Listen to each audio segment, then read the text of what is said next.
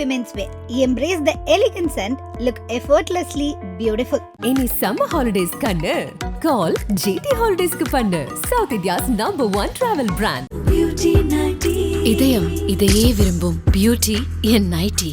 Rajya Sabha MP Nirmala Sitharaman இந்த முறையும் தேர்தலை சந்திக்காமலேயே அமைச்சராகியிருக்கிறார். அவர் அமைச்சரான நிலையில் நிதித்துறை அவருக்கு வழங்கப்பட வாய்ப்பு இல்லை என்று தற்போது தகவல்கள் வெளியாகியுள்ளன. 2024 லோக்சபா தேர்தலில் பாஜக கூட்டணி ஆட்சி அமைக்கும் நிலையில் நியமன எம்பிக்களுக்கு பெரிதாக அமைச்சரவை பதவிகள் கிடைக்க வாய்ப்பு குறைவு என்று எதிர்பார்க்கப்பட்டது. அதேமீறி ராஜ்யசபா எம்பி நிர்மலா சீதாராமன் அமைச்சராகியுள்ளார். 2024 லோக்சபா தேர்தலில் பாஜகவிற்கு தனி மெஜாரிட்டி கிடைக்கவில்லை. 10 ஆண்டுகளுக்கு பின் நாட்டில் மைனாரிட்டி ஆட்சி அமைக்கப்பட உள்ளது. பாஜகவிற்கு தேர்தல் தோல்வியை விட மைனாரிட்டி ஆட்சி அமைப்பது என்பது மிகப்பெரிய தோல்வி. பாஜகவின் தோல்விக்கு பல காரணங்கள் சொல்லப்படுகின்றன. பலர் மீது விமர்சனங்களும் வைக்கப்படுகின்றன. தமிழ்நாட்டில் பாஜகவின் தோல்விக்கு அண்ணாமலை மீது கடுமையான விமர்சனங்கள் வைக்கப்படுகின்றன. இதுபோக பாஜக தலைவர் நிர்மலா சீதாராமன் மீது டெல்லி பாஜக தலைமை கடும் கோபத்தில் இருக்கிறதாம்.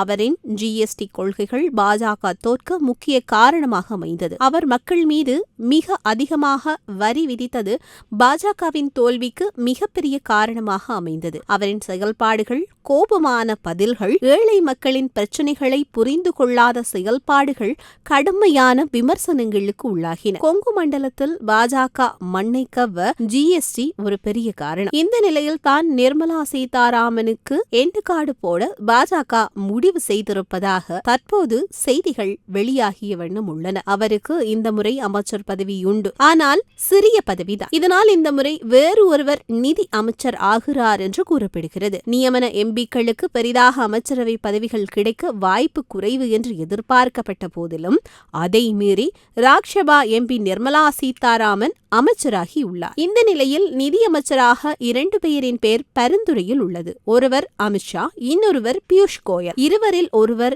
நிதியமைச்சராக வாய்ப்புள்ளதாக கூறப்படுகிறது. அமித்ஷா நிதியமைச்சரானால் உள்துறையை அவர் கவனிக்க முடியாது. அது சிவராஜ் சிங் சௌகானாவுக்கு செல்லும் வாய்ப்பு உள்ளது. மற்றபடி அமைச்சர் நிர்மலா சீதாராமனுக்கு அமைச்சரவையில் பெரிய இடம் இருக்காது என்கிறார்கள். அவர் என்ன மாதிரியான லாபி செய்தாலும் அது பலனளிக்காது என்று கூறுகிறார்கள். நாடு முழுக்க அனைவரின் பார்வையும் மோடியின் அமைச்சரவை ஒதுக்கீட்டில் உள்ளது. பிரதமர் மோடி பதவியேற்ற நிலையில் உள்துறை, பாதுகாப்பு, நிதி மற்றும் வெளிவிவகார ஆகிய முக்கிய இலாக்காக்களை வைத்திருப்பவர்கள் உள்ளிட்ட அரசாங்கத்தின் உயர்மட்ட அமைச்சர்களாக போகும் எம்பிகள் பதவியேற்றுள்ளார்கள். சிவில் விமான போக்குவரத்து மற்றும் நிலக்கரி போன்ற முக்கியமான அமைச்சரவையை கைப்பற்றப் போகும் அமைச்சர்களுக்கு இன்று பதவியேற்க வாய்ப்புள்ளதாகவும் தெரிகிறது. லக்னோவில் வெற்றி பெற்ற பாஜக வேட்பாளர் ராஜ்நாத் சிங் மத்திய பாதுகாப்புத்துறை அமைச்சராக நீடிக்கவும் வாய்ப்புள்ளதாக தகவல்கள் தற்போது வெளியாகி உள்ளது. Hey Women's Wear.